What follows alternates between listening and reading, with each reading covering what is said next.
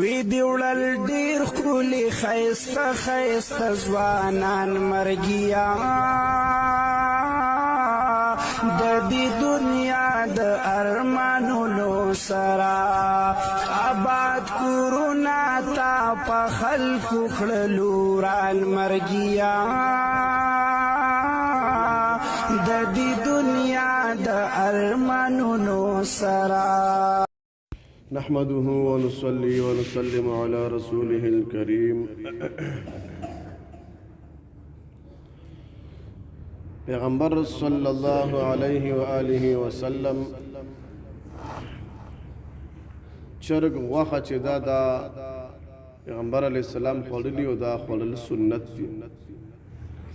پیغمبر علیه السلام چې بکله اراده فرمایله چې دا چرګ غوښه خورم اراده به وکړله نو هغه به یو څو ورځې وساتلو، هغې نه پس پې بیا د هغې خوراک کولو. نو لهذا دا غوښه خوړل چې کوم دي دا سنت دي. او تفسیر در منصور کې لیکلي دي حدیث په حوالې سره چې سپین چرګ ساتل چې سپین چرګ سپین او چرګ مذکر نو دا چې کم کور کی وی تک سپین چرګ هغه کور باندې با جادو او شیطان جنات عمله نشي کولی. بل پیغمبر علیہ السلام فرمایي چې سپین چرګ کم کور کی وی نو سلور وانو طرفنا الله پاک لس فرشتي مقرر کیو دا کور د حفاظت لپاره. الله پاک ای مقرر کی چې تاسو د دې د کور حفاظت لپاره ولېږلې. نو دا د چرګ د سپین چرګ فضیلت دی او پیغمبر علیه السلام خوړلې دی خوراک. او دا پیغمبر علیه السلام چې بچرګ خوړلو نه مخکې ساتلو دا خبره امام بخاری صاحب نقل کړې ده.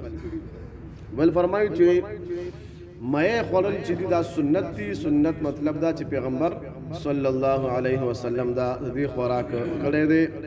دا اوخه غوښه خوړل چې دا سنت دي. سنت دی مطلب که په دې نیت باندې چاته میلاو شي نو په دې نیت باندې خوړل چې دا سنت دی. شات خوړل چې شات او دا کور کې ساتل ډېرې بیماریانو شفا هم ده پکې. نو لہذا دا خوړل چې کوم دی دا سنت دی. او خواږه چې هر قسم وي د هغې خوړل چې کوم دی دا هم سنت دی. پیغمبر صلی الله علیه وسلم فرمایي که چا درته مزیدار ښکلی خوږ څیز راوړو نو هغه مه واپس کوه. که چا درته راوړو نو هغه واپس کوه ما. لکه مثال حلوا درته چا راوړه نن سبا ښه حلوا چې د ناششته ده یا بل اکثر خلک یو ځای بل جنا ګفټ راوړي نو پیغمبر علیه السلام وایي چې دا واپس کوئ ما. که څوک درته خوشبو درکي عطر درکي نو هغه که مطلب درکوي نو وایخله او که درته وایي چې بوی که نو مطلب واپس کوئ ما.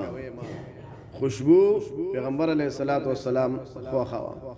مسالېدار څیزونه چې مسالې وي پکې د نن سبا دور سره به هر حال هغه وخت سره چې څنګه وو خو پته نشته، خو مسالېدار څیز پیغمبر علیه السلام ته خوښ چې داسې ښکلیوالی به ورکیو نو هغه پیغمبر صلی الله علیه وسلم ته خوښ.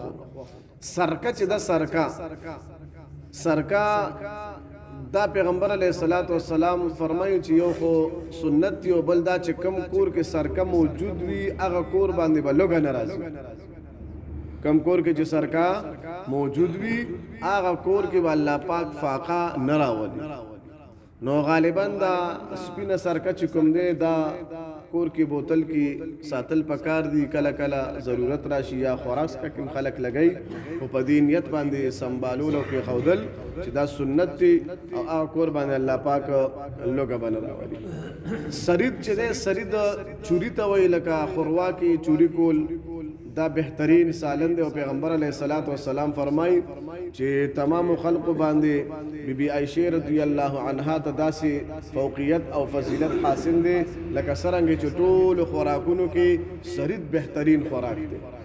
پیغمبر علیه الصلاۃ والسلام سرید خورلم دی سنتم دی او پیغمبر علیه السلام فرمایي چې سرید یعنی دا چوری چې خلق کوي دې کې برکت دی پیغمبر علیه السلام فرمایي وي سرید اخرى چوری اخرى که خرواس سالن وغیرہ نه وي خیر دی ابو کې چوری وکړه ولیکن اخرى او فائدې پکې ډېرې دي وای خیر دې قسم ني مطلب دا چې ابو وي نو هغه ابو کې چې کوم دې ته چوریو کو هغه سره حساب کتاب برابر کا او دا اخرى او پیغمبر علیه السلام فرمایي چې دې کې برکت ته پښمنی کې برکت ته یو ځای خللو کې برکت ته او پیغمبر علیه الصلاۃ والسلام او فرمایل چې دا برکتی خوراکونه دي او دې حقیقت کې برکت او خود او مزام کوي حقیقتا مزام کوي او بل پیغمبر صلی الله علیه وسلم پنیر خوړلې پنیر دا پای چې کله خرابېدو ته نږدې شي نو اکثر دین خلک بیا طریقه ورسره کې غینه پنیر جوړي دا تک سپین چی وي